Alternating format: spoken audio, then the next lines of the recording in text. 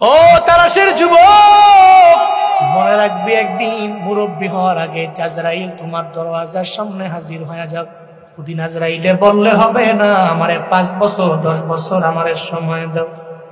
ওদিন বললে বিন্দু মাত্র পরিমাণ লাভ নেই। এই যে বাংলাদেশের সাংস্কৃতিক সংগঠন একটা বড় আছে, নাম হলো কলরব, হোলি টিউনেদের গানগুলো যায়। গত রাতের বেলা জামালপুর থেকে নাসির শোনায় চলে গেল আহনাফ খালিদ, একজনের নাম আছে, কি সুন্দর গজল গায়। 2-3 দিন আগেও আমার মেসেজ দিল, ভাই কেমন আছেন, ভালো প্রোগ্রাম, কই কি সুন্দর কথা কয়। গত রাতের বেলা যখন বাসায় যাওয়ার জন্য একটা বাইক নিল, গুলিস্তান থেকে বাসায় যাবে, প্রতিমধ্যে যাওয়ার পথে এমন গুরুতর একটা অ্যাক্সিডেন্ট হয়ে গেল। আমি আজকেও ঘুম থেকে জাগার পরে আমি তার চেহারাটা দেখে চোখের পানি ধরে রাখতে পারি নাই। হায় রে, একটা মানুষের বুঝিয়েই হলো হায়াত মৌত, এমন হলো মানুষ কেমনে অসুস্থ হয়ে যায়, কেমনে পুড়িয়া যায়, কেমনে মানুষ অ্যাক্সিডেন্ট করে মারা যায়। এই ছেলেটারে আমি নিজের চোখে তাকায়া দেখলাম 2 দিন আগে। এখন সবাই বলতেছে আইসিইউর মধ্যে ওরে নেওয়া হয়েছে, ওর বাঁচার গ্যারান্টি হলো মাত্র 3% বাকি আছে, মাত্র 3%। ডাক্তার এরাও বলে আশঙ্কাজনক, মনে হয় ওরে বাঁচানো যাবে না, মনে হয় ওরে বাঁচানো যাবে না। বাবারে তুমি কেন এত চিল্লাও, কেন এত দৌড়াও, কেন এত ভাবসাব নিয়ে দৌড়াও? তোমার তো মরণের বিন্দু মাত্র পরিমাণ গ্যারান্টি নেই। তোমার বাবায় দিতে পারবে না, তোমার মায়ে দিতে পারবে না, বিন্দু মাত্র গ্যারান্টি তোমার নাই। ও বাবারা, যে কোনো জায়গায় গেলে মরণ হয়ে যেতে পারে, যে কোনো টাইমে আমার তোমার মরণ হয়ে যেতে পারে। যেতে পারে কি পারে না? ওই পারে কি পারে না? জিন্দেগি তো যায় রে ফাঁকি দিয়া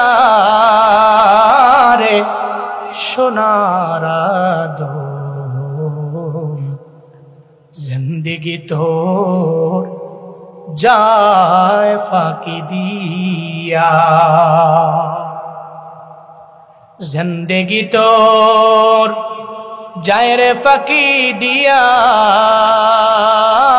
রে সোনার দোল, জিন্দেগি তোর যায় ফাঁকি দিয়া।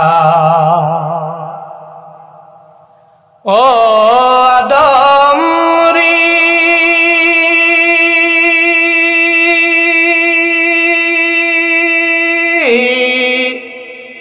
পাক ধরিয়া গেছে দাড়ি, দন্ত আছে গোটা চারি,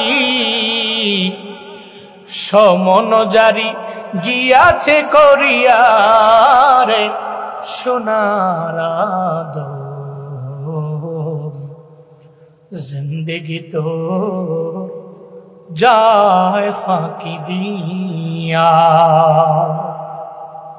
জিন্দেগি তোর যায় রে ফাঁকি দিয়া রে সোনার দোল, জিন্দেগি তোর যায় ফাঁকি দিয়া। ও আদম রে,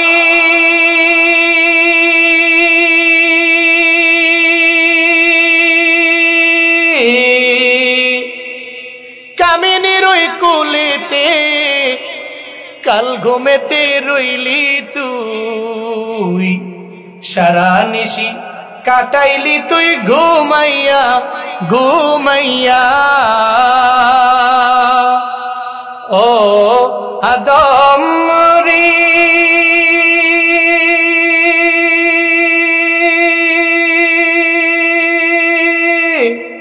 কামিনীর ওই কোলেতে কাল ঘুমেতে রইলি তুই, সারা নিশি কাটাইলি তুই ঘুমাইয়া ঘুমাইয়া রে সোনার দোল, জিন্দেগি তো যায় ফাঁকি দিয়া। মরণের কোনো গ্যারান্টি নাই, দুনিয়ার কোন ব্যক্তি মরণের গ্যারান্টি দিতে পারবে না, কেউ পারবে না, কেউ পারবে না, মরণের গ্যারান্টি কেউ দিতে পারবে না।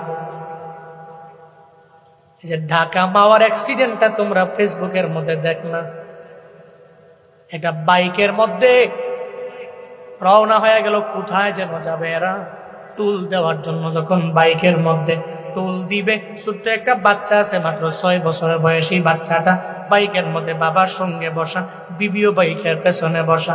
বাচ্চাটা কয়, বাবা আজকে টুলটা আমি আমার হাতের মাধ্যমে দিব। কয়, বাবার অসুবিধা নাই, হাতের মধ্যে তোমার দিয়ে দিলাম, তুমি টুল দিবা, কোনো অসুবিধা নাই। যখন বাচ্চাটার হাতের মধ্যে টুলের টাকাটা দেওয়া হলো, বাচ্চাটা টুলের টাকাটা দিতেও পর্যন্ত পারলো না।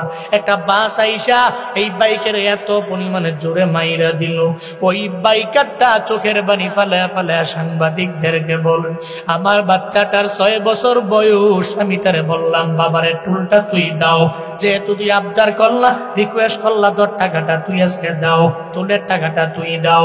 ওই বাচ্চাটা বাসের নিচে পড়ে অর্ধেকটা টুকরা হয়ে গেল, এমনকি বিবিটাও দুনিয়া থেকে বিদায় নিয়ে চলে গেল। শুধুমাত্র বাইকারটাকে আমার আল্লাহ দুনিয়ার মধ্যে বাঁচায় রাখলো।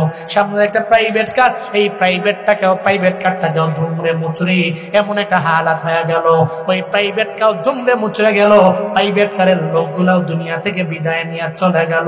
এই যে দুনিয়ার জিন্দেগি, এই জিন্দেগি দেখার পরেও বান্দা, তোমার কি মনে হয় না যে আমারও দুনিয়া থেকে বিদায় নিয়ে চলে যাওয়া লাগবে, আমি দুনিয়ার মধ্যে থাকতে পারবো না? এই নিয়ত করে আগায়া যাও, যখনই ফ্রি সময় পাবা নামাজের মুসল্লায় দাঁড়াও, একটু মুনাজাত ধরে রবের দরবারে আবদার জানাও, আল্লাহ গো আমারে তুমি এটা দিও, ওটা দিও, এটা দিও, অ্যাক্সিডেন্টে ফালায়া তুমি মাইরো না। আল্লাহ পাক জানায়া দিলেন, নবী অবসর টাইম পাইলে আপনি ইবাদতের মধ্যে মগ্ন হয়ে যাবেন।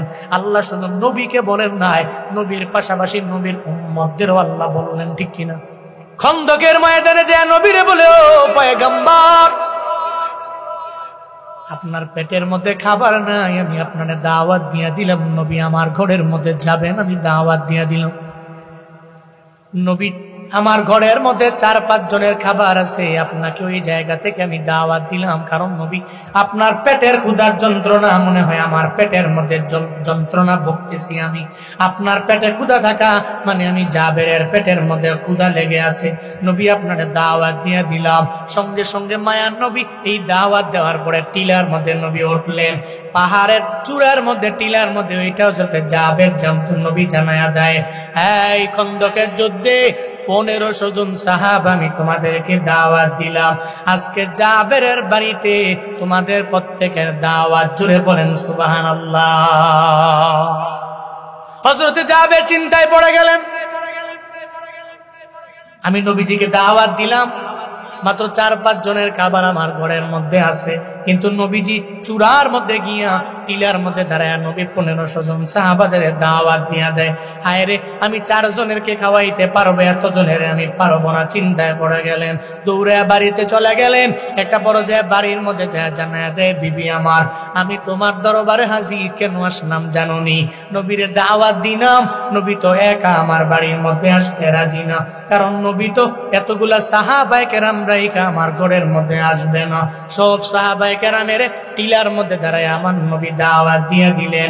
একটা পর্যায়ে এই কথা বলার পরে বিবি জানায়া দেয়, ও স্বামী আমার, তুমি চিন্তা করিও না, বিন্দু মাত্র পরিমাণ টেনশন তুমি করিও না, তুমি চিন্তা করিও না স্বামী আমার। তুমি দাওয়াত দিছো কারে? কয় নবীরে। 1500 জন সাহাবা দাওয়াত দিছে কে? বলেন নবী। তুমি দাওয়াত দিছো নবীরে, নবী দাওয়াত দিছে সাহাবাদেরকে। তুমি চিন্তা করো তোমার নবীরে নিয়া, 1500 জন সাহাবার চিন্তা তোমার করা লাগবে না। 1500 জন সাহাবা চিন্তা করবে আমার মায়ার নবী। আমার নবী যদি অপমানিত হয়ে যায়, আমার আল্লাহ তো দেখে পরিপূর্ণ জানে। আমার নবীর সম্মান কেমনে বজায় রাখতে হবে, এই ব্যাপারে আমার আল্লাহ দেখবে, তোমার চিন্তা করার দরকার নাই। পড়েন সুবহানাল্লাহ। এমন বিবি তো প্রয়োজন। স্বামী বিপদের মধ্যে পড়ে গেল, জানায়া দিল, স্বামী আমার, চিন্তা করার দরকার নয়, টেনশন করার বিন্দু মাত্র পরিমাণ প্রয়োজন নাই। তুমি দাওয়াত দিছো নবীরে, নবী দাওয়াত দিছে 1500 জন রে। এবার নবী চিন্তা করবে, তোমারটা নিয়ে তুমি চিন্তা করো। অন্য বিবিরা হইলে বলতো, হ্যাঁ ওই হুজুরে বলো, হুজুর যাতে না আসে, যা ধমক দিয়া হুজুরে বলো, হুজুরে একজন দাওয়াত দিলাম কেন 40 জন সঙ্গে করে নিয়ে আসলো। এই যে মাঝে মাঝে আমরা বয়ানের মধ্যে যাই, এমন খাবার দাবার কর্মেওয়ালা কিছু ব্যক্তিরে আমরা পাই, যদিও বলা ঠিক না। হঠাৎ করে একদিন রংপুরের বদরগঞ্জের প্রোগ্রামে আমি গেলাম, যাওয়ার পরে মোতামিম সাহেব নাকি বললো 2 জনের খাবার রেডি করবেন, 2 জন হুজুর আপনার ঘরের মধ্যে খাবে। আমরা 2 জনে গেলাম, 2 জনে যাওয়ার পরে সঙ্গে আর একজন বাড়তি ওই এলাকার একজন লোক, আমার শুভাকাঙ্ক্ষী, এই 3 জনের নিয়ে গেলাম।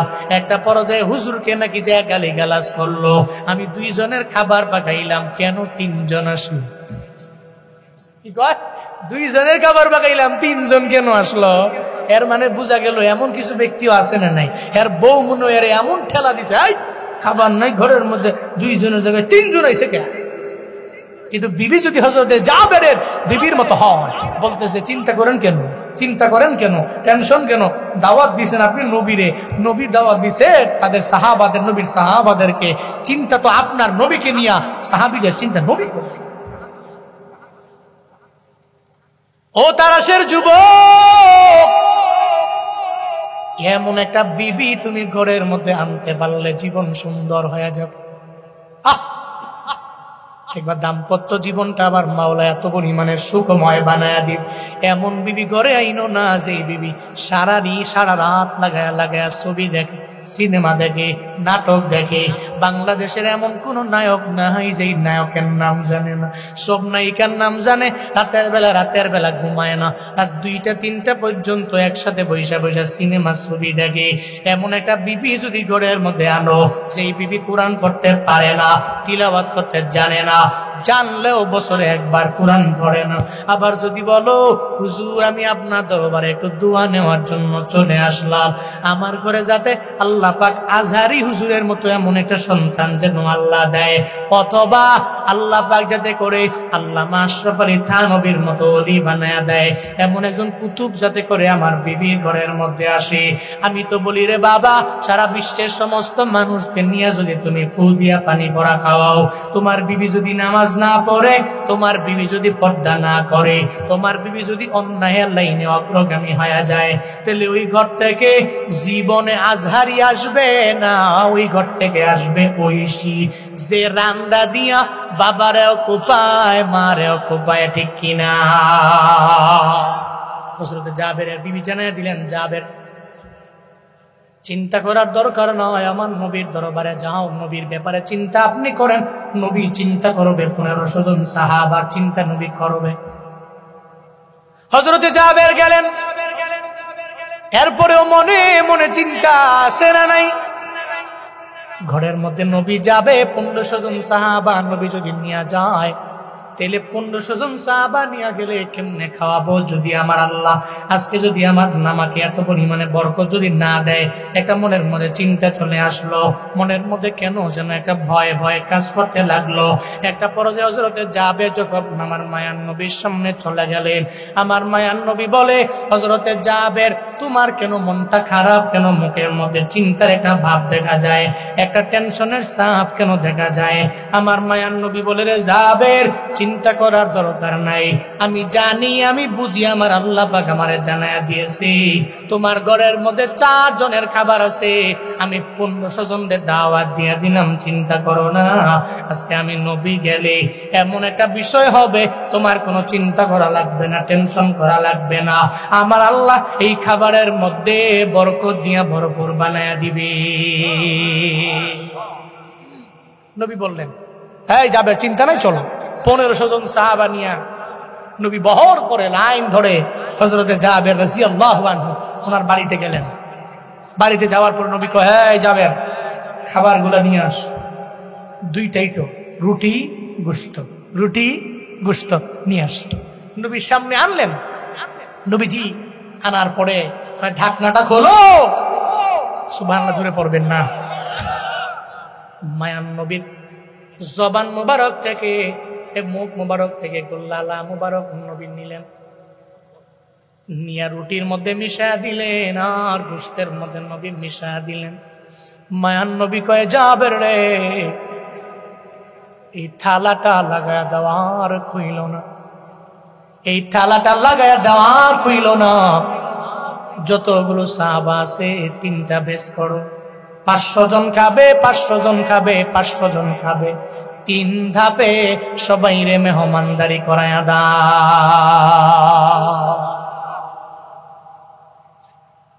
হযরতে জাবের ঢাকনা না খুলে খাবার দিতে লাগলেন। 500 জন যখন বসবে দেখবেন মাঝে মাঝে বিয়ার মধ্যে গেলে চেয়ার যতটা থাকে অতজনই বসতে পারে। 2 বেশ খাওয়ায়, 3 বেশ খাওয়ায়, 4 বেশ খাওয়ায়, 5 বেশ খাওয়ায়, আর বেশি খাওয়ায় না। 1 বেশ পরে 1 বেশ, 1 বেশ পরে 1 বেশ বসায়। মায়ার নবী জানায়া দিলেন 500 জন প্রথমবারে খাবে, দ্বিতীয়বারে 500 জন খাবে, তৃতীয়বারে 500 জন খাবে। প্রথমবারে যখন 500 জন বসে গেল, হযরতে জাবের আমার মায়ার নবীর সামনে হাজির হয়ে গেল।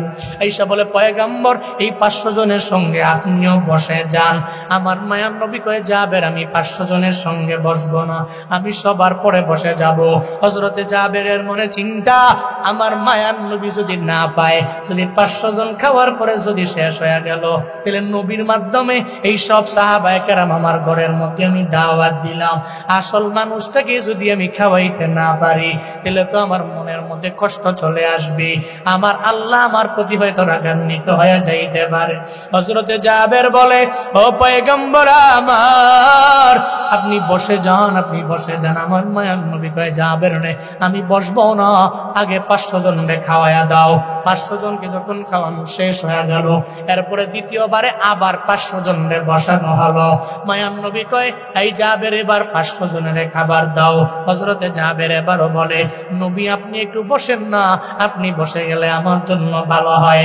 কেন? জাবের কয়, যদি 1000 খাওয়ানোর পরে খাবার শেষ হয়ে যায়, তাহলে আমার মায়ার নবী খাইতে পারবে না।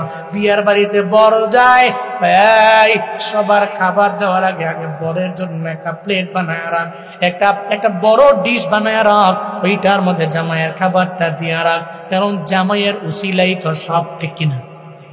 ঠিক কিনা? জামাইয়ের উসিলাই তো সব। এই আগে জামাইয়ের জন্য খাবার রেডি কর, খাবার রেডি করে রাখ, জামাইরে খাওয়াই তুই আগে। হ্যাঁ রে, কয় কি রে, জামাই না খায়া 5 বেশ খাইয়া গেল হইব, আমার জামাই তো মেন। জাবের চিন্তা করে মনে মনে, নবী তো আমার মেন, আমি 1000 খাওয়াইলে শেষ হয়ে গেলে নবী তোর পাবেন না। মায়ার নবী ডেকে বলে, জাবের চিন্তা করার দরকার নাই, জাবের রে 1000 জন খাওয়ানোর পরে আবার 500 জনকে বসাও। আবার যখন 500 জনকে বসানো হলো, হযরত জাবের রাদিয়াল্লাহু আনহু আবার 500 জনকে খাওয়াইলেন। টানা 1500 যখন খাওয়ানো শেষ হয়ে গেল, এবার হযরত জাবের মনে মনে চিন্তা ভাবনা করে, হায়রে তাকায়া দেখি খাবার আছে কি নাই।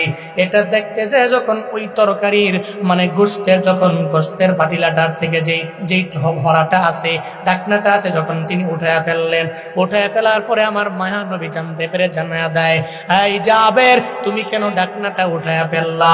যদি তুমি আজকে ঢাকনা না উঠাইতা, এই মদিনা শুধুমাত্র আমার 1500 সাহাবায়ে কেরাম শুধু না, 2000ও না, 3000, 5000 না, এই মদিনার সব মানুষেরাও যদি আইসা তোমার ঘরের মধ্যে মেহমান হয়ে যাইতো, খাবার খাইয়া পেট ভরে বাড়িতে যাইতে পারত, এরপরেও বিন্দু থেকে বিন্দু মাত্র পরিমাণ তোমার পাতিনা থেকে কমতো না। ইমামুল আউয়ালিন আল আখিরিন ভরে সদকা রহমাতাল লিল আলামিন, শুদ্ধ ওজুদাশ রহমাতাল লিল আলামিন, মসজিদে ও শুদ্ধ হামারো এ জমিন, সৈয়দুল কাউনাইন খতমুল মুরসালিন, আখিরামত বুদে ফখরুন আউয়ালি। মায়ার নবী ডেকে বলে, যাবে দুনিয়ার মধ্যে মদিনার সব মানুষ যদি তোমার ঘরের মধ্যে আসে, এরা যদি আইসা মেহমান হয়ে যায়, খাইতে থাকবে খাইতে থাকবে খাইতে থাকবে, এরপরেও পাতিল থেকে খাবার কমতি হবে না। এরপরে মায়ান নবী কয় এবার আমারে দাও, তোমরা সবাই মিলা খাইতে বসো। দেখা গেল ওই খাবারটাই অবশিষ্ট রয়ে গেল যে খাবারটা ছিল, আর বাকিটা হলো আমার নবীর লালা মুবারকের পাওয়ার। ও সিরাজগঞ্জের মুসলমানেরা, আল্লাহ পাক যেই নবীর ব্যাপারে জানায়া দিলেন, নবী আপনার চিন্তা করার দরকার নাই। অরফা'না লাকা যিকরাক, এর মানে আপনাকে আমি আল্লাহ আপনার সম্মান বাড়ায়া দিলাম, মর্যাদা বাড়ায়া দিলাম, আপনাকে আমি আল্লাহ বরকত দিয়ে ভরপুর বানায়া দিলাম। কি সম্মান আপনার! এরপরে আল্লাহ পাক বলছেন ফাইন্না মাআল উসরি ইউসরান, ইন্না মাআল উসরি ইউসরা। জোরে বলেন আল্লাহু আকবার। আল্লাহ পাক বলছেন এখন একটু দুঃখের সময় কাটছে, এই দুঃখের পরে আমি আল্লাহ আপনার জন্য এত সুখ আমি আল্লাহ আপনার জন্য রেখে দিলাম। নবী হে, দুঃখের পরে তো আপনার জন্য আমি আল্লাহ সুখ রেখে দিলাম। প্রথমে আয়াতের মধ্যে আল্লাহ পাক বলেন ইন্না মাআল উসরি ইউসরান, ইন্না মাআল উসরি ইউসরা। মনে রাখবেন, চিন্তা করার দরকার নাই, আমি আল্লাহ নিশ্চয়ই নিশ্চয়ই জানায়া দিলাম আপনার দুঃখের পরে আমি আল্লাহ সুখ রেখে দিলাম। চিন্তা করার কারণ নাই। এই নবীটার মাধ্যমে দুনিয়ার উম্মতের জন্য শিক্ষা হলো কি বাবা জানেননি? মাঝে মাঝে বিপদে পড়ে গেলে, মুসিবতে পড়ে গেলে আপনি ডিপ্রেশনে পড়ার প্রয়োজন নাই, হতাশায় পড়বেন না। এই যুবকেরা চাকরি হয় না, তুমি চাকরি না হওয়ার কারণে মাঝে মাঝে মনে করো আমি আত্মহত্যা করে ফেলবো, আমি সুইসাইড করে ফেলবো, এমন কইরো না। বরং আল্লাহ তো আছেন, আমার মাওলার উপরে তাওয়াক্কুল করে আগায়া যাও, আল্লাহর উপরে ভরসা করে আগায়া যাও। আমার রবের উপরে ডিপেন্ড করে যদি বান্দা তুমি চলতে পারো, তোমার কোনো টেনশন নাই, তোমার কোনো চিন্তা নাই। তোমার এখন যদিও দুঃখ, এই দুঃখের পরে আমার আল্লাহ সুখ দিতে পারে কি পারে না? 40 বছর বয়সে নবীজি নবুয়ত পাইছেন, এ ব্যাপারে সবার জানা। নবুয়তের আগে থেকে নবীজি আল আমিন নাকি নবুয়তের পরে আল আমিন? সবাই বলতে হবে 40 বছর নবুয়তের আগে থেকেই নবী সত্যবাদী নাকি নবুয়ত পাওয়ার পরে সত্যবাদী?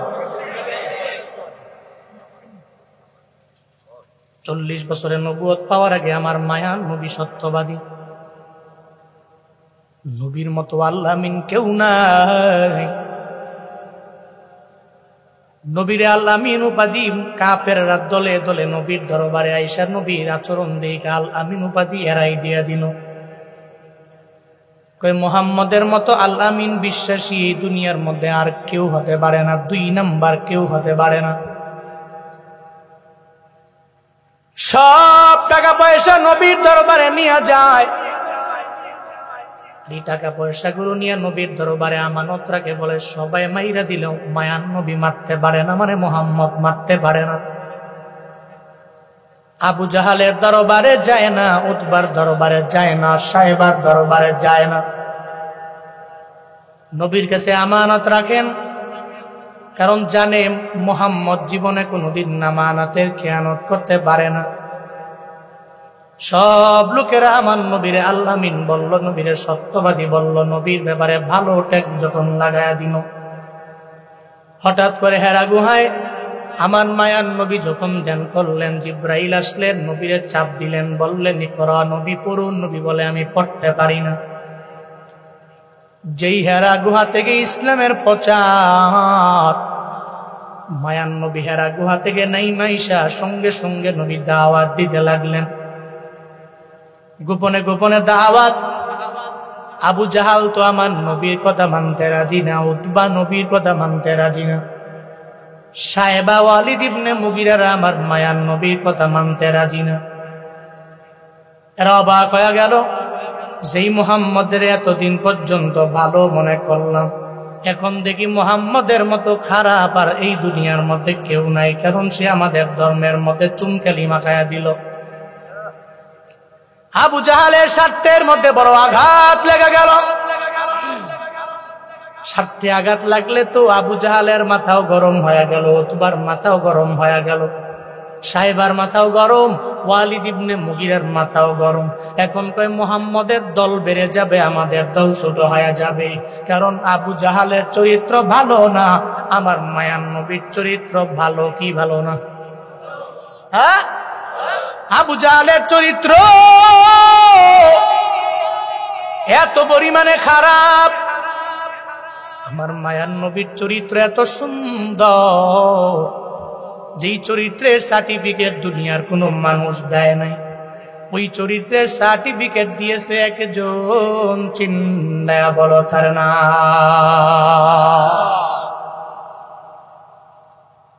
আবু জাহালের মাথা গরম হয়ে গেল, মুহাম্মদের দলের মধ্যে লোকের অভাব নাই, আমার দলের মধ্যে লোক থাকবে না, সব মুহাম্মদের দলের মধ্যে চলে যাবে। একটা পর্যায়ে রাগান্বিত ক্রোধান্বিত হইয়া আমার নবীর ব্যাপারে বলতে লাগলো, এই মুহাম্মদ, তুমি কবি, তুমি গণক, তুমি বানায়া বানায়া কথা বলা পছন্দ করো বেশি। একটা পর্যায়ে আমার মায়ার নবীরে বলতে লাগলো, তুমি হলো জাদুকর, তুমি জাদু ছাড়া কোনো কিছু দুনিয়ার মধ্যে বুঝো না, তুমি যাই বানায়া বানায়া বলো, বারবার তোমার আল্লাহর নামে তুমি বলো। একটা পর্যায়ে আমার মায়ার নবী আর মুসলিম যেই সমস্ত সাহাবায়ে কেরাম, এদের সাথে খারাপ আচরণ যখন আরম্ভ করে দেয়, আবু জাহাল, উতবা, সাইবা, ওয়ালিদ ইবনে মুগিরা এরা খারাপ আচরণ যখন করতে লাগলো, এমন একটা হালাতে আমার মায়ার নবীরে যখন বারবার খারাপ ঠেক লাগায়, আবার পাশাপাশি আমার মায়া নবীর উপরে উটের নারী বুড়ির এই সমস্ত গুলো আমার নবীর উপরে চাপায়া দেয়। নবী সুন্দর করে দাঁড়াইতেও পারে না, বিভিন্ন সময়ে নবী কথা বললে ঠাট্টা করে, বিদ্রোহ করে, উপহাস করে। আমার মায়ার নবী এক জায়গা থেকে যখন আরেক জায়গায় যায়, আবু জাহালেরা আমার নবীরে, এদের দল বলে যাইয়া আমার নবীর উপরে পাথর মারে। নবী এই বিদ্রোহ দেখে নবী নিজে ভেঙ্গে পড়লেন, হতাশার মধ্যে পড়ে গেলেন। আল্লাহ কয়ে, জিবরাইল, আমার নবী হতাশায় পড়লে হবে না, আমার নবী বিপদের মধ্যে পড়ার পরে ডিপ্রেশনের মধ্যে নবী পড়তে পারে না। ও জিবরাইল, যাও আমার নবীর দরবারে সূরা ইনশিরাহ নিয়ে যাও, আর নবীরে গিয়া জানায়া দাও, চিন্তা করার দরকার নাই, আমি আমার মায়ার নবীর দাম এত পরিমাণে বাড়ায়া দিলাম। আমার নবীর দাম 40 বছর নবুয়তের আগে যেমন আমি আল্লাহ দিলাম, 40 বছর নবুয়ত পাওয়ার পরে মৃত্যু পর্যন্ত ওই নবীর দাম আমি আল্লাহ বাড়ায়া দিলাম। যাও, নবীরে কও, চিন্তা করার দরকার নাই, আবু জাহালটা কামিয়ে গেলি, উতবার কামিয়ে গেলি, সাহেবার কামিয়ে গেলি, ওয়ালিদ ইবনে মুগিরার কামিয়ে গেলি, এদের নাম নেওয়ার মতো কেউ থাকবে না। এটা আমার নবীর তো সম্মান আমি বাড়াবো, মর্যাদা আমি বাড়াবো, সম্মান তো আমি বাড়াবো। আবু জাহালের নাম নেওয়ার মতো কেউ নাই। মুহাম্মদ সাল্লাল্লাহু আলাইহি ওয়াসাল্লামের নাম নেওয়ার মতো লোকের অভাব আছে। কথা বলতে হবে, অভাব আছে। আল্লাহ কয়, নবী আমার চিন্তা নাই, সব দলের লোকের আপনাকে বারবার বারবার কটূক্তি করার পর আপনি চিন্তা করবেন না। সূরা ইনশিরাহর মধ্যে আমার আল্লাহ প্রথমেই হামজা ইস্তেফহামের মাধ্যমে 3টা আয়াতের মধ্যে আমার আল্লাহ প্রথমেই জানায়া দিলেন, আলাম নাশরাহ লাকা সাদরাক। আল্লাহ পাক বলেন, ও পয়গম্বর, আমি কি আপনার বক্ষটাকে প্রশস্ত করে দেই নাই আপনার জন্য? আমি আল্লাহ আপনার বক্ষটাকে কি প্রশস্ত করে দেই নাই? আল্লাহ পাক বলেন, আপনার শরহে সদর আমি আল্লাহ করলাম, শক্কে সদর আমি আল্লাহ করে ফেললাম। আমি আল্লাহ আপনার শরহে সদর, শক্কে সদরের মাধ্যমে আমি আল্লাহ আপনাকে ওহী দিয়া জ্ঞানী বানাইলাম। এক কথায় ওহীর জ্ঞানের মাধ্যমে আমি আল্লাহ আপনাকে এত পরিমাণে জ্ঞানী বানাইলাম। দুনিয়াতে যত শিক্ষিত মানুষ আছে, সব শিক্ষিতদের শিক্ষিত হলো আমার মায়ার নবী। ওই নবীর চাইতে দামি আর কেউ হতে পারবে না রে বাবা, ওই নবীর চাইতে শিক্ষিত আর কেউ হতে পারবে না। আল্লাহ কয়, নবী আমার ওহীর জ্ঞানের মাধ্যমে আমি আল্লাহ আপনারে জ্ঞানী বানাইলাম। আমার নবীর দুনিয়ায় কোনো শিক্ষক নাই, নবীর শিক্ষক একজন, চিল্লায়া বলো তার নাম। আল্লাহ পাক বলেন, নবী আমার, আমি রব হলাম আপনার শিক্ষক। আল্লাহ পাক বলেন, আমি কি আপনার সরহে সদর করলাম না? মানে আমি আল্লাহ আপনার বক্ষটাকে কি প্রশস্ত বানাই নাই, বরং আপনার বক্ষকে আমি আল্লাহ প্রশস্ত করলাম, প্রশস্ত দিয়া ভরপুর করে দিলাম। শুধু তাই না, আমি আল্লাহ আপনাকে এমন নবী বানালাম, যেই নবীকে আমি আল্লাহ সরহে সদর করার মাধ্যমে, মানে সিনা চা করানোর মাধ্যমে এত পরিমাণে আমি আল্লাহ পবিত্র বানায়া দিলাম। আল্লাহ কয়, আমি আল্লাহ সারা দুনিয়াতে এমন কোন মানুষ নাই যেই মানুষটা চাইলে একটা মানুষের সিনা চাক করতে পারে, তার হৃদয়টাকে বের করে পবিত্র বানাইয়া, আবার হৃদয়টাকে বুকটাকে সিরা, আবার ওই বুকের ভিতরে হৃদয়টাকে ঢুকায় আবার সেলাই করতে পারে। এটা দুনিয়ার কোনো মানুষ পারবে না, কারণ এটা হৃদয়টা এমন হৃদয়, যেই হৃদয়ের ভিতরে এমন রোগ আছে এমন না, বরং ওই হৃদয়ের মধ্যে রক্তপিণ্ড গুলা গুনায় দ্বারা ভরা, খারাপি দিয়া ভরা। আমি আল্লাহ সিনা চা করানোর মাধ্যমে আপনার হৃদয় থেকে সব খারাপ রক্তপিণ্ড বের করে দিলাম। সব খারাপ রক্তপিণ্ড আমি বের করেছি আপনার ভিতর থেকে। আমি কি আপনার সরহে সদর, আপনার সিনা চাক, আপনার বক্ষ কি প্রশস্ত আমি কি করিনি? কে বলতেছেন? আরো জোরে বলতে হবে, কে বলতেছেন? কাকে বলতেছেন? আপনি উঠছেন কেন? কই যান? জিজ্ঞেস করেন উনি কই যায়? হ্যাঁ, এক নাম্বার না, এক নাম্বার হলে যাওয়া যাইব, নাহলে দুইটা বয় দিব। সিনাচাক কে করছেন? জিব্রাইলের মাধ্যমে আল্লাহ করছেন। আল্লাহ কয়, আমি কি আপনার সিনাচাক করি নাই? আমি কি আপনার অন্তরটাকে, হৃদয়টাকে, আমি আল্লাহকে আপনার বুকটাকে প্রশস্ত করে দেই নাই? অবশ্যই তো দিয়েছি। আর আল্লাহ চাইলে যে কোনো ব্যক্তিকে এটা করতে পারে। আল্লাহ সেই পাওয়ার আছে না নাই? কথা বলতে হবে, আছে না নাই? সূরাতুল আনআমের 125 নম্বর আয়াতের মধ্যে আল্লাহ বলেন, ফামান ইউরিদিল্লাহু আইয়াহদিয়াহু ইয়াশরাহ সাদরাহু লিল ইসলাম। আল্লাহ পাক বলেন, আমি আল্লাহ যখন চাইবো কোন বান্দারে পথ দেখায়া দিব। আমি আল্লাহ যদি চাই কোন বান্দারে আমি আল্লাহ হিদায়াতের পথের মধ্যে নিয়ে আসবো। ইয়াশরাহ সাদরাহু লিল ইসলাম, আমি আল্লাহ বান্দার বক্ষটাকে ইসলামের জন্য প্রশস্ত করে দেই। পড়েন সুবহানাল্লাহ। আল্লাহ যদি চায় কোন বান্দার বক্ষটাকে আমার মাওলা প্রশস্ত বানাবে, আবার তার হিদায়াতের লাইনে নিয়ে আসবে, একমাত্র আমার আল্লাহ চাইলেই তো সম্ভব। দুনিয়ার সমস্ত মানুষেরা চাইলেও সম্ভব হবে না, কারণ হিদায়াতের লাইনে তো আল্লাহ আনতে পারে, নবী আনতে পারে না। দুনিয়ার কোন সাহাবায়ে কেরাম আনতে পারে না, দুনিয়ার কোন ওলি আনতে পারে না, দুনিয়ার কোন কুতুবেরা হিদায়াতের লাইনে আনতে পারবে না। আমি বক্তা কেন, দুনিয়ার সব স্কলাররা যদি আপনারে আইসা বারবার বয়ান করে, এই মানুষেরা নামাজ কেন পড়ো না, কেন রোজা রাখো না, কেন আমলের লাইনে অগ্রগামী হয়ে যাও না, বক্তা কেন, দুনিয়ার সমস্ত পীরেরাও যদি আইসা বয়ান করে, ওই পীর হেদায়াত দিতে পারবে না, কারণ হেদায়াত দেওয়ার মালিক পীর না, হেদায়াত দেওয়ার মালিক একজন, চিল্লায়া বলো তার না। হযরতে বেলালের দিকে দেখো, যেই বেলাল এত পরিমাণে দামি হয়ে গেল, বেলাল কালো হওয়ার পরে হযরতে বেলালের দাম এত পরিমাণে আল্লাহ বাড়ায়া দিলেন।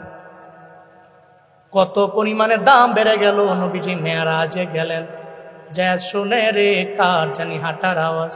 নবী কয়, জিবরাইল কার হাঁটার আওয়াজ পাওয়া যায়? নবী গো, হযরতে বেলালের হাঁটার সাউন্ড পাওয়া যায়।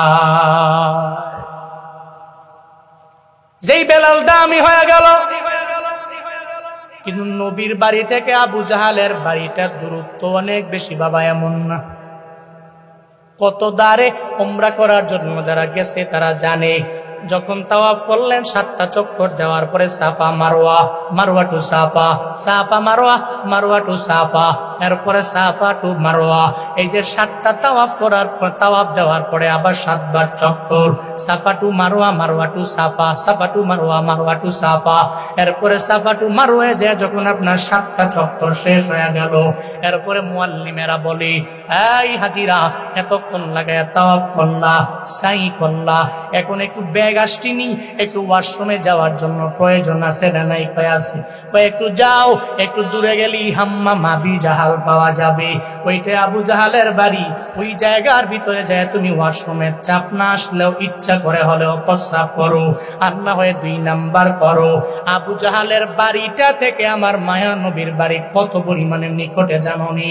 এত অল্প জায়গা, এই অল্প জায়গা হওয়ার পরেও মায়া নবী দাওয়াত দিয়ে দিলেন, কিন্তু আবু জাহালের কপালে হিদায়াত নাই। বেলাল এত দূর থেকে আইসা নবীর হাতে কালেমা পয়রা দামি হয়ে যায়। এর মানে বুঝা গেল কাছে হইলে, দাঁড়ে হইলেই ওই ব্যক্তি হিদায়াত পাবে এমন না, কারণ হিদায়াত দেওয়ার মালিক কে?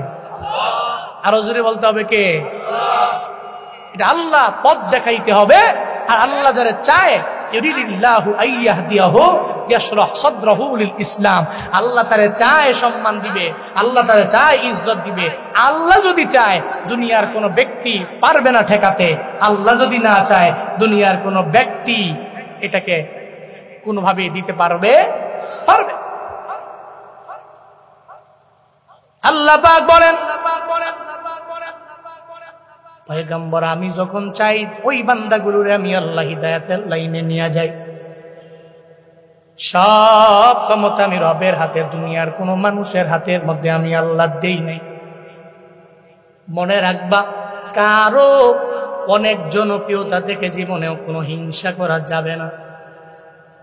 মিজানুর রহমান আল আজহারি আমার বাংলাদেশের সম্পদ, আল্লাহ পাক তার এত পরিমাণে সম্মানী বানাইলো, আল্লাহ পাক তার ইজ্জত এত পরিমাণে বাড়ায়া দিল রে বাবা। এই যে গতকালকের কক্সবাজারের পেকুয়ার প্রোগ্রাম দেখলে এটা কল্পনাই করা যায় না।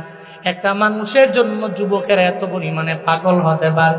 বাংলা ভাষাভাষী মানুষেরা সারা বিশ্বের যে কোনো প্রান্তে আছে না কেন, সব এই মানুষটার জন্য পাগল পাড়া হয়ে যায়। এই যে গতকালকের আগের দিন আমার প্রোগ্রাম তো ছিল বগুড়ায়, ওখান থেকে শেষ করে যখন আমি ঢাকায় যাব গাজীপুরের আগে, হঠাৎ করে চা পান করার জন্য আমি এক জায়গায় নামলাম। আমারে বলতেছে, হুজুর আজারির মাহফিলে যাবেন কিনা আমারে বলেন, যদি যান আপনার গাড়ি দিয়ে আমারে নিয়ে যান। একটা চায়ের দোকানদার এই হুজুরের জন্য এত পরিমাণে পাগল পারা কেন? আবার এগুলা দেইগা আমগো বাংলাদেশের সুন্নি নামধারী কিছু আলেম আছে, নিজের সুন্নি মনে করে, দেখবেন মাঝে মাঝে দেখবেন বিভিন্ন জায়গায় জায়গায় গিয়া বলে, ওই অনেক বেশি মানুষ হইলেই তো কবুল। এ বিষয়টা এমন না, মানুষ আছে মাত্র 20 জন, এই 20 জনের ভিতরে একজনে যদি ভালো হয় তাহলে কবুল হয়ে যাবে। কারবালার ময়দানের উদাহরণ দিয়া আজারি সাহেবের মাহফিলের ব্যাপারে কটূক্তি করে। এরা যতই হিংসা করবে, এদের হিংসায় বিন্দু মাত্র পরিমাণ কোনো লাভ হবে না, কারণ এই সম্মান, এই প্রতিপত্তি, এই মর্যাদা দুনিয়ার টাকার দ্বারা নয়। এই সম্মান একজন দেয়, চিল্লা বলো তার না। সম্মান দেওয়ার মালিককে কে দেয়? আল্লাহ চাইলে কোন বান্দারে সম্মান দিয়া বড় বানাইতে পারে গোলাম। আল্লাহ চাইলে কোন বান্দার ইজ্জত দিয়ে আমার মাওলা বড় বানাইতে পারে। এই জন্য আমি যদি বলি ওনার জনপ্রিয়তা তো আমার নাই, এখন যদি আমি হিংসা করি তাহলে তো আমি হিংসাকারী হয়ে গেলাম, আমি তো হাসাদ করনেওয়ালা একজন হাসেদ হয়ে গেলাম। এতে বিন্দু মাত্র পরিমাণ লাভ নাই, কারণ এটা দুনিয়ার কোনো মানুষ দিতে পারে না, আমার আল্লাহ দেয়। এই জন্য তো আমরা আরো দোয়া করি, আল্লাহ আজারির মতো এমন সম্পদ বাঁচায় রাখো, আল্লাহ তার নেক হায়াত দান করুক। সকলে পড়ি আমিন। আরো জোরে পড়ে না আমি। আল্লাহ কয়, নবী চিন্তা করেন কেন? আমি তো যারই ইচ্ছা তারে হিদায়াতের লাইনে আইনা, এরপরে তার সিনাটাকে, তার বক্ষটাকে ইসলামের জন্য প্রশস্ত করে দিই। আল্লাহ পাক বলেন, নবী আমার, আমি কি আপনার সিনা চাক করি নাই? বক্ষটাকে আমি মাওলা কি প্রশস্ত বানায়া দেই নাই? মায়ান নবীর যখন 4 বছর চতুর্থ বছর বয়সের মধ্যে আল্লাহ পাক নবীর দরবারে জিবরাইল পাঠায়া দিলেন। হ্যাঁ জিবরাইল, যাও যাও আমার নবীর দরবারে যাও, আমার নবীর কাছে যাইয়া নবীর বুকটাকে ছিঁড়ে ফেলো, এরপরে হৃদয়টাকে বের করে দাও। এই হৃদয়টাকে বের করে ওই হৃদয় থেকে যত শয়তানি রক্তপিণ্ডগুলো আছে এই সব রক্তপিণ্ডগুলো বের করে দাও। এরপরে হৃদয়টাকে ধুয়ে মুছে আমার নবীর বুকটাকে বুকের ভিতরে ঢুকাইয়া আবার বুকটাকে সেলাই করে তুমি চলে আসো। 4 বছর বয়সে নবীর দরবারে আসলেন, আমার তোমার দরবারে তো আসেন নাই জিবরাইল, আমার সিনাটাকেও তো সাকও করেন নাই। এ কারণে দেখেন না মাঝে মাঝে দেখবেন শয়তানে ধোঁকা দেয়, এই ওয়াজ মাহফিলে কেন বইসা রইলা, 30 মিনিট বয়ান শোনার পরে কেন তুই উঠা বাড়ির মধ্যে যাস না? এই হুজুরের বয়ান শুই না কোনো লাভ নাই, এই হুজুরের ইলিম নাই, হিলিম নাই, আমল নাই, শুই নাও লাভ হবে না। শয়তান এসে দেখবেন একটু পরে বারবার পিন মারবে। কেন মারবে না? কারণ আপনার হৃদয় থেকে তো শয়তানি রক্তপিণ্ড গুলোকে ধুয়ে মুছে সাফ করা হয় নাই। একমাত্র নবীর কাছ থেকেই আল্লাহ পাক সিনা চাক করানোর মাধ্যমে নবীরে প্রথমবার জিবরাইল পাঠাইলেন। 4th বছর বয়সের মধ্যে আমার মায়ান নবীর দরবারে জিবরাইল আসলেন। এরপরে দ্বিতীয়বার মেরাজে যাওয়ার আগে আল্লাহ পাক জানায়া দেয়, জিবরাইল যাও যাও আমার নবীর দরবারে যাও, আমার নবীর কাছে যাইয়া যেহেতু নবী আমি আল্লাহর সাথে মোলাকাতের জন্য চলে আসবে, আমি রবের সাথে আমার নবীর মোলাকাত হয়ে যাবে। ও জিবরাইল আমার নবীর দরবারে যাও, নবীর দরবারে যাইয়া নবীর বুকটাকে আবার ছিঁড়ো, এরপরে ওখান থেকে আবার নবীর হৃদয়টাকে বের করো। নবীর হৃদয়টাকে বের করে জমজমের পানি, কূপের পানি দিয়ে সুন্দর করে ধুইলেন। এরপরে ধুয়ে মুছে হৃদয়টাকে আবার ভরে দিয়ে আমার নবীর সিনাটাকে চাক করে, এক কথায় সরহে সদর করে, এরপরে আমার আল্লাহর মোলাকাতে নিয়ে গেলেন। আল্লাহ কয়, নবী আমার দুনিয়ার কোন মানুষের বেলায় আমি এমন করি নাই, আর আপনাকে কি আমি আল্লাহ ছেড়ে দিব? বরং আপনি তো আমার বড় প্রিয় মানুষ, আমি কি আপনারে সরহে সদর করি নাই? এর মানে আমি আপনার বক্ষটাকে কি প্রশস্ত করে দেই নাই? জোরে বলেন সুবহানাল্লাহ। আমি কি আপনার বক্ষকে প্রশস্ত করে দেইনি? এরপর 2 নম্বর আয়াতে আল্লাহ পাক বলেন, وَوَضَعْنَا عَنْكَ وِزْرَكَ الَّذِي أَنقَضَ ظَهْرَكَ। জোরে বলেন আল্লাহু আকবার। আল্লাহ পাক বলেন, নবী আমার ওয়াওয়াদানা, আমি নামিয়ে দিলাম, আনকা মানে আপনার থেকে আমি আল্লাহ নামায়া দিলাম, উইজরাক আপনার যত সমস্ত বোঝা আছে এই সমস্ত বোঝা আমি আল্লাহ নামায়া দিলাম। এই বোঝা দ্বারা আমার আল্লাহ পাক কি বুঝাইলেন জানেন? এর মানে হলো 40 বছর নবুয়তের আগেও আমার নবীর বিন্দু মাত্র পরিমাণ গুনাহ নাই, 40 বছর নবুয়তের পরেও আমার নবীর তো কোনো গুনাহ নাই। এক কথায় আমার নবীর জীবনের আগে পরে সমস্ত গুনাহ একজনে মাফ করে দিছে, চিল্লায়া বলো তার নাম। সূরাতুল ফাতহ 2 নম্বর আয়াতে আল্লাহ বলেন, লিয়াগফিরা লাকাল্লাহু মা তাকদ্দামা মিন যামবিকা ওয়া মা তাআখার। হে নবী আমার আপনার জিন্দেগীর শুরু থেকে নিয়ে শেষ পর্যন্ত মানে আগে পরের সমস্ত গুনাহ আমি আল্লাহ মাফ করে দিলাম। আমি আপনার থেকে যত বুঝা আছে এই সমস্ত বুঝা আমি আল্লাহ নামায়া দিলাম। আপনার 40 বছর আগে আপনি যেমন ছিলেন, 40 বছর পরেও আপনি নবীর জিন্দেগিতে কোনো গুনাহ আছে? কথা কয় না, আছে কোনো গুনাহ? এই সমস্ত বুঝাকে নামিয়ে দিয়েছেন কে? হালকা করে দিয়েছেন কে? আল্লাহ পাক বলছেন, আল্লাযী আনকাদা যাহরাক, এমন এক বুঝা আপনার উপরে ছিল, এই সমস্ত বুঝাগুলোর ভারে আপনার পৃষ্ঠদেশ পর্যন্ত নুয়ে পড়ছিল। আল্লাযী আনকাদা যাহরাক, যে বুঝার ভারে আপনার পৃষ্ঠদেশটা মানে আপনার পিঠ নুয়ে পড়ছিল, এই সমস্ত বুঝা আমি আপনার থেকে নামিয়ে দিলাম, আমি আপনার থেকে সরিয়ে দিলাম। জোরে পড়া যাবে না আল্লাহু আকবার। এই জন্য নবীর জিন্দেগিতে কোনো গুনাহ নাই। আছে? কেউ যদি বলে আছে, ঈমান থাকবে? কথা বলেন, ঈমান থাকবে?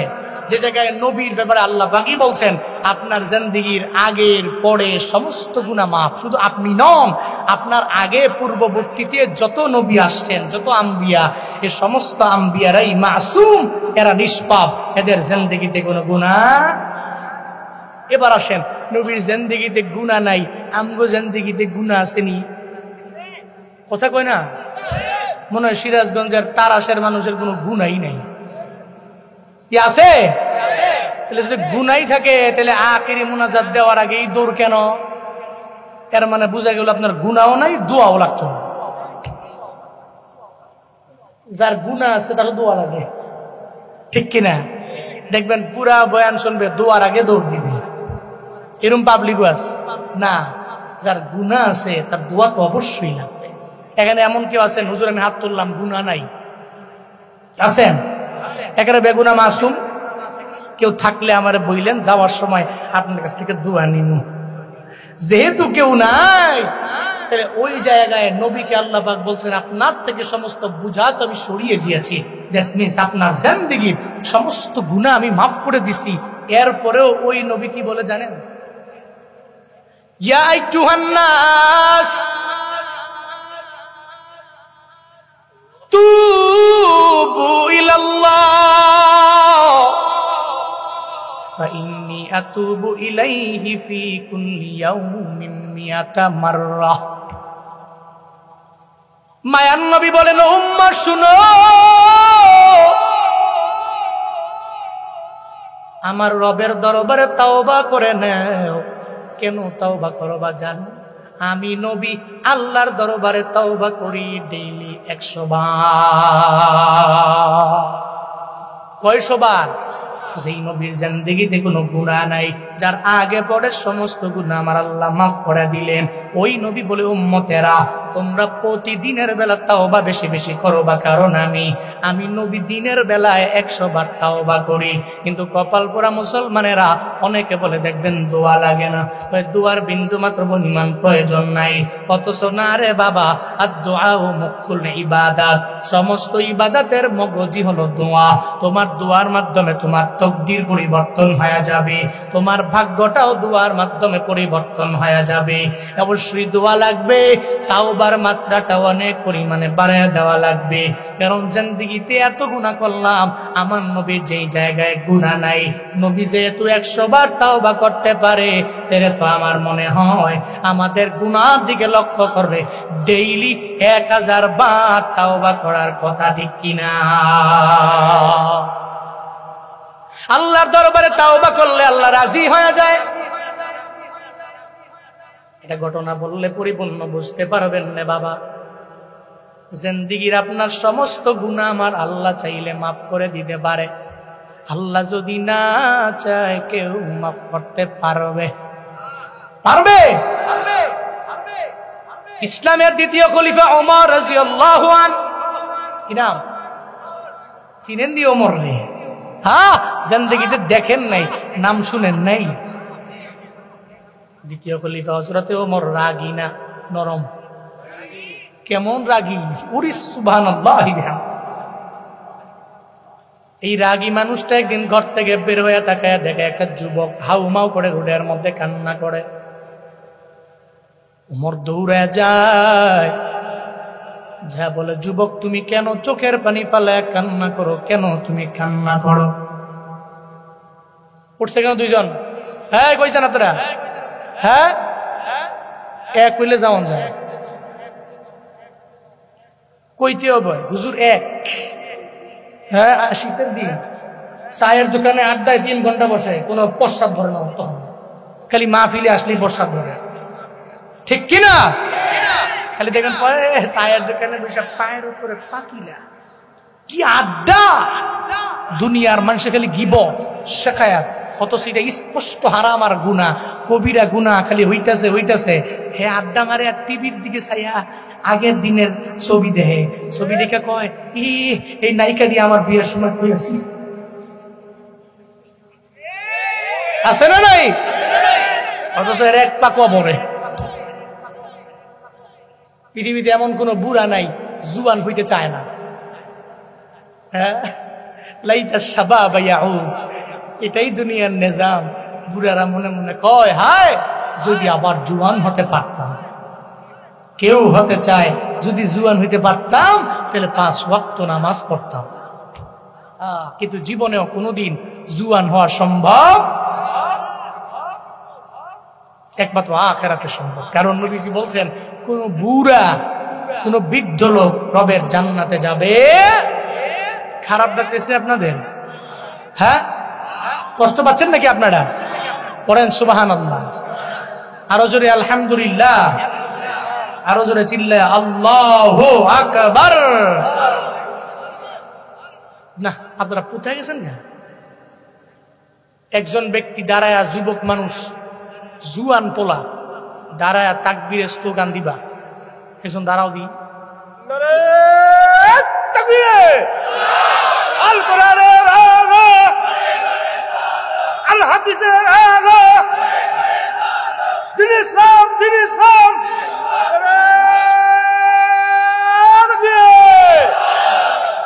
নাস্তিকতা নিপাজ্জাক, দিন ইসলাম জিন্দাবাদ। নাস্তিকতা নিপাজ্জাক, দিন ইসলাম জিন্দাবাদ। কোটি প্রাণে একই আওয়াজ, ক্ষুধার্তুহি ছাড় পাবে না, এই বাংলায় ঠাই হবে না। মুসলমানরা জেগেছে জোর কদমে সামনে চলো, বজ্র কণ্ঠে আওয়াজ তুলো, সবাই মিলে একই তালে দাও না স্লোগান, লিল্লাহে তাকবীর, নারায়ে তাকবীর। দিন ইসলাম, দিন ইসলাম কায়েম হোক, কায়েম হোক। ইসলামেরই জন্য দেশের হয়েছে জন্ম, ইসলামের বিরুদ্ধে গেলে দেশ হবে ভিন্ন। ইসলামেরই জন্য দেশের হয়েছে জন্ম, ইসলামের বিরুদ্ধে গেলে দেশ হবে ভিন্ন। ইসলামের বিরুদ্ধে যারা নিয়েছ অবস্থান, এই বাংলায় ঠাই হবে না, যাও হিন্দুস্তান। জোর কদমে সামনে চলো, বজ্র কণ্ঠে আওয়াজ তুলো, সবাই মিলে একই তালে দাও না স্লোগান, লিল্লাহে তাকবীর, নারায়ে তাকবীর। দিন ইসলাম, দিন ইসলাম জিন্দাবাদ, জিন্দাবাদ।